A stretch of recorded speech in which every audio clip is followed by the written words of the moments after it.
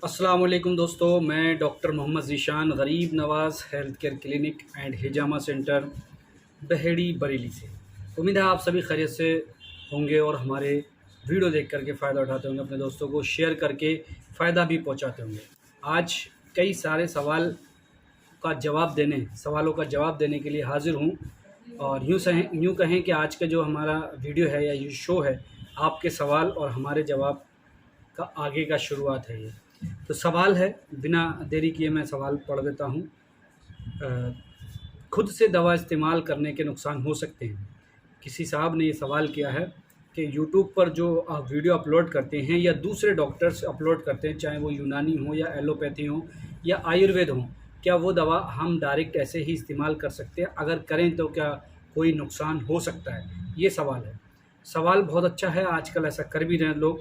देखिए, कोई भी यूनानी डॉक्टर हो, आयुर्वेद हो या किसी भी तरह के एलोपैथी डॉक्टर हो या कोई भी हो, अगर वो किसी मेडिसिन के बारे में बता रहे हैं तो उनको जितनी नॉलेज है वो नॉलेज के हिसाब से उसके फ़ायदे बता रहे हैं, इस्तेमाल का तरीका बता रहे हैं। ठीक है? उसका मतलब ये नहीं है कि आपको अगर इस तरह की कोई बीमारी है तो आप भी ऐसे ही ले लें। ऐसे नहीं लेना चाहिए दवा, क्योंकि ये सेहत से जुड़ी हुई होती है।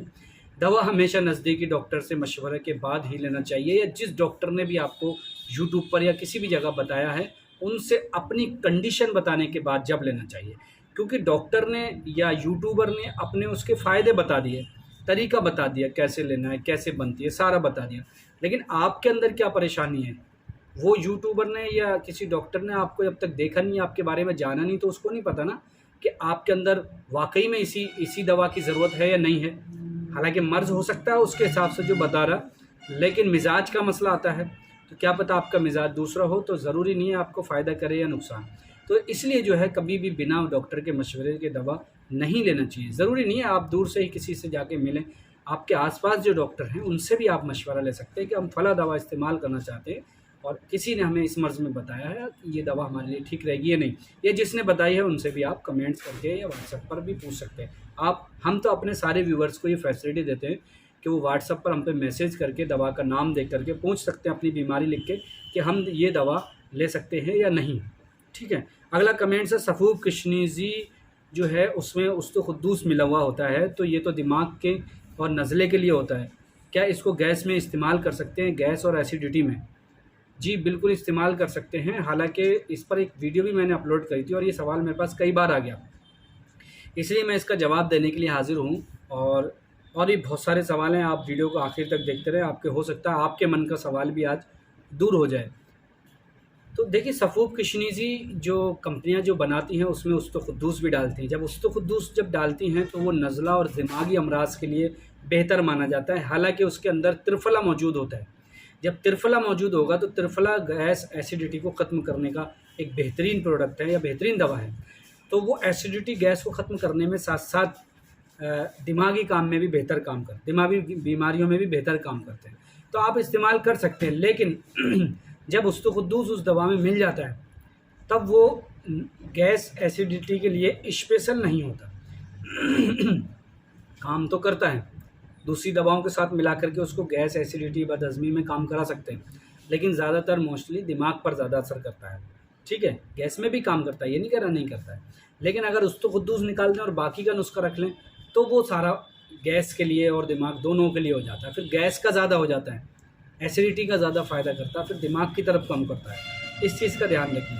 तो आप जब भी दवा लें तो नुस्खे में देख लें कौन सा नुस्खा है। कंपनियाँ दोनों तरीके का बनाती हैं, वैसे ज़्यादातर उस्तुख़ुद्दूस डालते हैं, लेकिन कुछ कंपनियाँ ऐसी भी नहीं बनाती, या हम भी घर पे बनाते हैं तो हम उसमें उस्तुख़ुद्दूस नहीं डालते, क्योंकि हमें गैस और एसिडिटी में इस्तेमाल कराना मकसद होता है। उम्मीद है जो सवालों का जवाब दे रहा हूँ वो आपको पसंद आएंगे और अपने दोस्तों तक भी ये जानकारी पहुँचाएँगे। अगला सवाल लेते हैं, मीठी दवा के नुकसान भी होते हैं क्या? देखिए, यूनानी में ज़्यादातर दवाएं पहले से ही चला आ रहा है कि शक्कर या शहद का क़िवाम या शक्कर या शहद को मिलाया जाता है, यानी कि मीठी की जाती है या मिश्री को मिलाया जाता है। क्या इसका नुकसान होता है? ये पूछना चाहा हमारे साथी हैं। मैं नाम किसी का नहीं ले रहा किसने पूछा है, क्योंकि कुछ लोग मना भी करते हैं और कुछ लोग कहते भी हैं, तो मैंने इसलिए डायरेक्ट सवाल ही लिख लिए। तो देखिए, मीठी दवा ज़ाहिर सी बात है कहीं ना कहीं नुकसान कर सकती है उन लोगों को जिनका शुगर बॉर्डर लाइन है, या शुगर बढ़ा हुआ रहता है, या शुगर पहले हो चुका है, कम हो गया है, वापस होने का ख़तरा होता है, ठीक है, उन लोगों के लिए तो मीठी दवा नुकसान है। और नेचुरली अगर नॉर्मली अगर हम जिनको किसी को शुगर नहीं है और कोई और परेशानी नहीं है, तो वो मीठी दवा ले लें, उनको कोई नुकसान नहीं है, इतना मीठा चल जाता है, इतनी ज़्यादा शक्कर शायद नहीं होती है दवाओं में। अगर होती भी है तो ये नॉर्मली हमारी बॉडी को ज़रूरत भी होती है इतनी, और वो उसको ले लें, कोई शुगर नहीं बढ़ती है, कोई शुगर का पेशेंट नहीं बनेगा।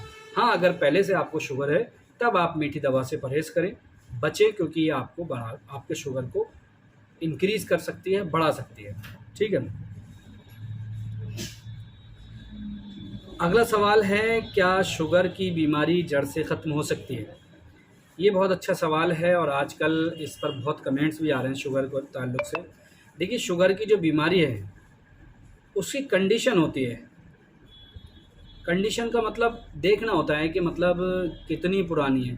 शुरुआत में अगर आपने डायग्नोस कर ली, मालूमात हासिल हो गई कि शुगर बढ़ गई है और इतनी है, तब आप बहुत आसानी से इसको घरेलू नुस्ख़ों से या यूनानी दवाओं से, आयुर्वेद दवाओं से, देसी दवाओं से इसको कंट्रोल कर सकते हैं।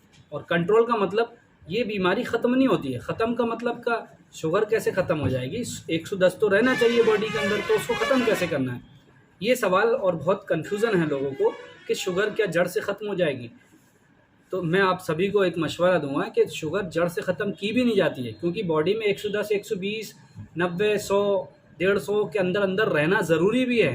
अगर ये कम हो जाए, ख़त्म हो जाए, तब भी इंसान नहीं जी सकता, तब तो और बहुत बुरी कंडीशन हो जाती है, कोमा में चला जाता है आदमी। मतलब यूँ समझो कि अटैक से आने लगते हैं, बहुत बुरी कंडीशन हो जाती है। अगर शुगर 80-90 के अंदर आ जाए और उससे अंदर 60-70 हो जाए तो कमज़ोरी इतनी हो जाएगी कि बेहोश हो जाएगा आदमी। तो इसलिए इसको जड़ नहीं ख़त्म की जाती है, इसको नॉर्मल रखा जाता है। नॉर्मल मतलब 150 के अंदर होना चाहिए और 80 से ऊपर होना चाहिए, तो ये नॉर्मल है। सब आज के दौर में ये सब नॉर्मल माने जाते हैं। तो इसको नॉर्मल रखने के लिए दवाओं की ज़रूरत होती है, और दवाएं यूनानी में ऐसी बहुत दवाएं हैं जिसको थोड़े दिन भी लगातार अगर आप इस्तेमाल कर लें शुरुआती दिनों में, तब ये नॉर्मल रहने लगती है। लेकिन अगर आपको 2-3 साल हो गए और शुगर आपकी 400-500 रहती है और ज़ख़म भी बड़े ख़तरनाक बनते हैं, तब बड़ा मुश्किल हो जाता है इसके अलावा। तब ये कंट्रोल भी नहीं होती, क्योंकि ये लिमिट से ज़्यादा बन चुकी होती है, बढ़ चुकी होती है। आपकी बॉडी जो है इसको एक्सेप्ट इतना कर चुकी होती है कि फिर उसको कम नहीं कर पाते। चाहे कोई भी दवा हो, एलोपैथी तो बस मामूली तौर पे कम हो जाती है। हालांकि यूनानी दवाओं से या आयुर्वेद दवाओं से कंट्रोल हो जाती है, लेकिन उसमें यह है कि थोड़े दिन लगातार दवा लेना पड़ेगी। लगातार जब दवा लेंगे तब जा कर के असर दिखेगा, तब कहीं जा कर के धीरे धीरे कम होना शुरू होगी। तो इसमें एक वक्त लग जाता है। आज के दौर में वक्त की कीमत बहुत है। असल में लोग इंतज़ार नहीं कर पाते, 10 दिन में ही अगर देर से आराम हुआ तो शिकायत करने लगते या डॉक्टर बदलते, तो ये सबसे बड़ी दिक्कत होती है।